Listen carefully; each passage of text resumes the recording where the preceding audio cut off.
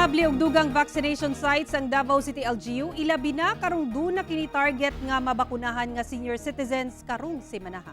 Atong sayon ng detalya sa live report ni Sheila Vergara Rubio. Sheila. Sara gilaraw sa Davao City LGU nga makaabot sa 42,000 ka mga senior citizen ang ilang mabakunahan karong semanaha. Busa dunay giablihan nga dugang vaccination site aron mapaspasan ang pagpabakuna. Giabrihan karong adlaw ang Davao City National High School Vaccination Hub kung asa nagabakuna og A2 kon senior citizen nga residente sa downtown area sa syudad. Kinina ang ika-18 nga vaccination site sa Dakbayan sa Davao. Sukad ni atong Biyernes, ana-ana sa 12,000 ka senior citizen ang nabakunahan o gilaraw nga makaabot kini og 42,000 karong semanaha. This is District D, but pwede niya entertain ng District A. And District C is at Gaisano and District D is at Dizon.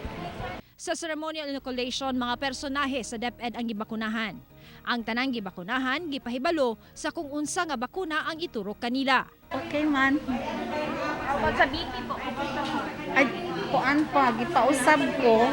Kay kanina kuan, 120 over pila to.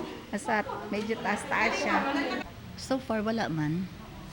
Ang BP ko lang nagkuhan nga nag 140 over 80 kay siguro sayo pa ko kanina nagkuhan kay in charge man mi sa kuan sa palibot lakaw-lakaw siguro basi mo to nagkuhan ako BP. Sigon sa City Health Office, kung padayon ang pag-abot-abot sa bakuna, dire-diretso na ang pag-abri sa uban pang vaccination site aron masugdan na ang pagpabakuna sa 80 group o katong dunay comorbidities nga sundan gilayon sa general public. Sara sigon sa City Health nga abrihan usab nila og mga adlaw ang vaccination hub sa Marilog, Pakibato ug sa Gaisano Mall. Sara. Okay, dagang salamat Sheila Vergara Rubio.